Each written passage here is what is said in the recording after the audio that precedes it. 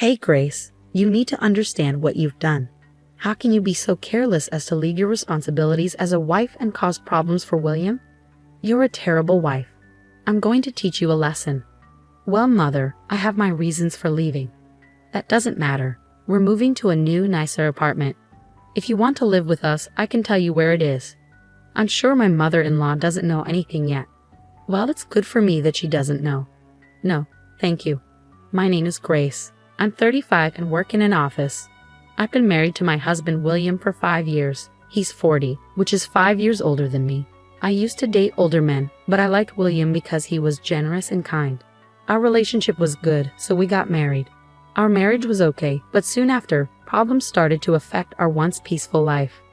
I lost my job, and then William got fired because the company he worked for was struggling because of the recession.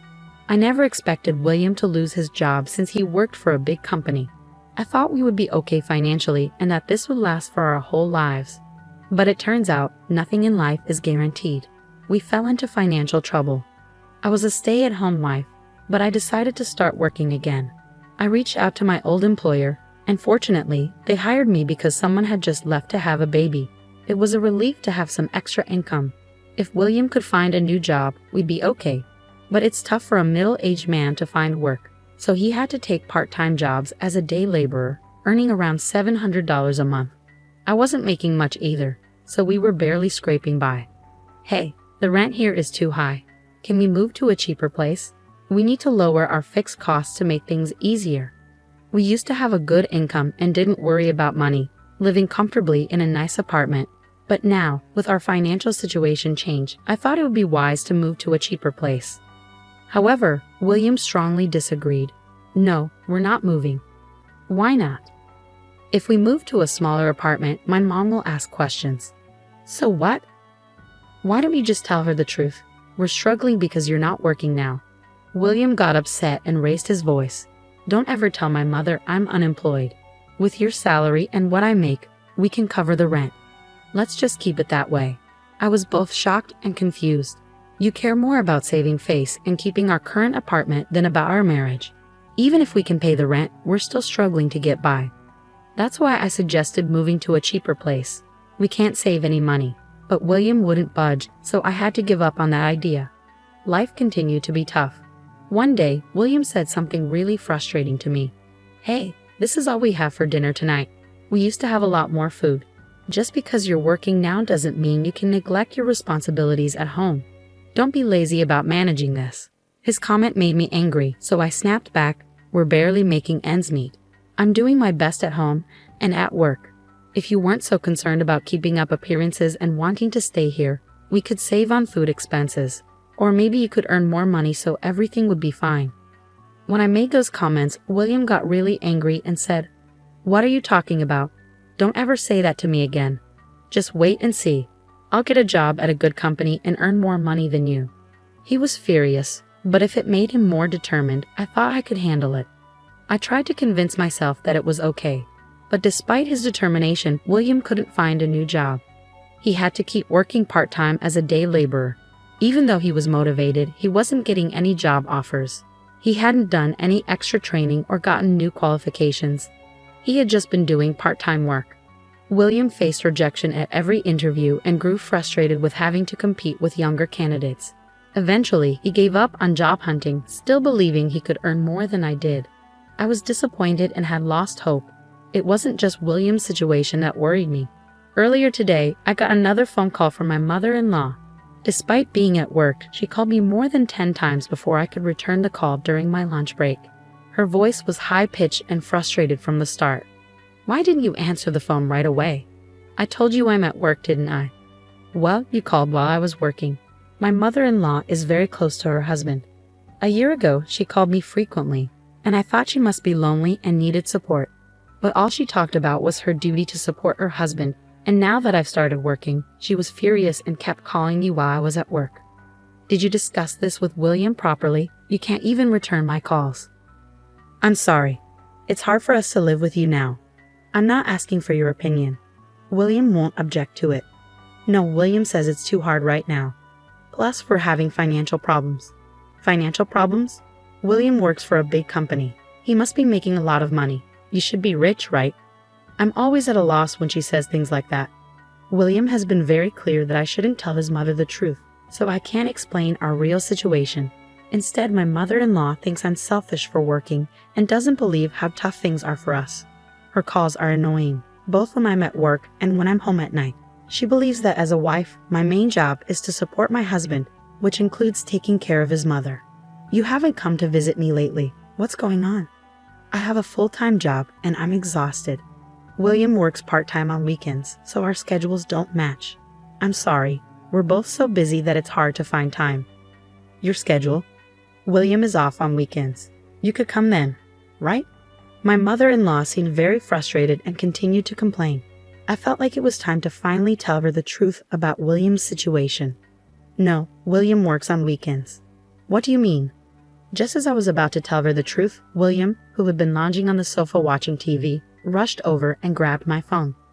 Mom, I'm sorry I haven't visited you lately. I'm working on a big project and have to work on weekends too. I'll come see you soon. After he finished speaking, he hung up the phone and came back to me. What were you doing? Were you trying to tell my mom the truth? Just tell her the truth. If you keep hiding it, she'll keep saying things because she doesn't know what's really going on. I'm sorry to hear that, but don't tell my mom. That's enough. Just keep your pride and tell her the truth. Shut up. I'm the one keeping us afloat, so you should be grateful instead of arguing. With that, he went back to his room. I was at my breaking point. I couldn't solve our financial issues, and both my husband and his mother were cornering me. It was too much. William complained that his day job was too demanding and didn't do any housework, but his job wasn't even full-time. He worked on weekends and one day during the week. The rest of the time, he was home. I was sure he could find ways to earn more money or at least help with housework. Why do you do nothing at home and expect me to handle all the chores and work? Fed up with William's complaints, I decided to leave home for a while. I went back to my parents' place for a week to show William how tough managing the house really was. I told my parents everything that had been happening, and they suggested I should get a divorce as soon as possible. But we were in love, had been married for 5 years, and I didn't want to end it just like that. If I was going to get a divorce, I wanted to make sure I tried everything to fix things first. If that didn't work, then I'd consider a divorce. While I was at my parents' house, William called me. When are you coming home? Where's my mail? I won't be home for a while, so you'll have to handle all the housework while I'm gone. Don't be ridiculous. Just come home and take care of the chores. No, I won't.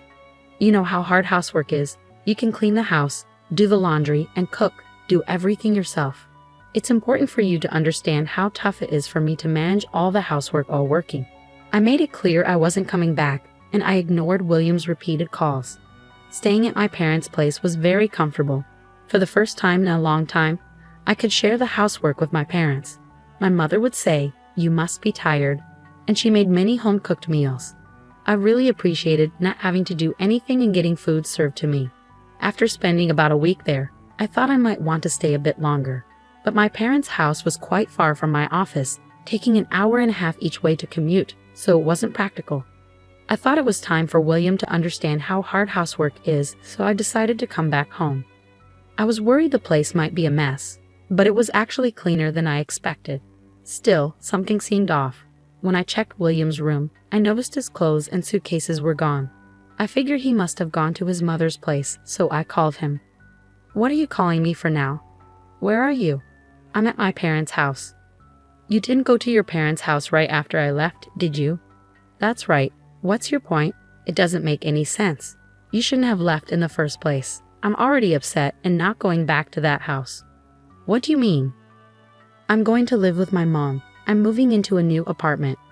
"I have no idea what you're talking about." I was speechless when the voice on the phone suddenly changed. "Hey, Grace, do you realize what you've done? How can you abandon your duties as a wife and create problems for William? You're a terrible wife. I'm going to teach you a lesson." "Well, Mother, I have my reasons for leaving." "That doesn't matter. We're moving to a new, nicer apartment. If you want to join us, I'll tell you where it is." "I'm sure my mother-in-law doesn't know anything yet." "Well, it's good for me that she doesn't." No. Thank you." "What?" My immediate refusal shocked my mother-in-law. I was firm in my decision not to move. Oh, are you serious? If William is going to live with me, then unless you come over here, you'll have to be on your own. You can live alone, can't you? You've been relying on him. Don't worry, I have enough to manage on my own. If we don't live together, then there's no reason for us to stay married. So I'm divorcing him. The mention of divorce seemed to shock both my mother-in-law and William. On the phone, my mother-in-law said, "Grace, there's no need to talk about divorce. I can't stay married to you anymore. I need to get rid of a terrible husband like you as soon as possible." When I said that, my mother-in-law reacted angrily. "How dare you speak about William like that? We don't want a life like yours either. So fine, William, just get a divorce." "No. I'll get the divorce papers ready. You'll regret this. It's too late for apologies." "Same to you." With that, the call ended. I figured my mother-in-law and William would soon show up with the divorce papers. I was relieved that things were turning out as I hoped. I was grateful that William wasn't willing to change and had gone back to his mother's place. This made it easier for me to decide to move on. If he wasn't going to improve, there was no reason for us to stay together.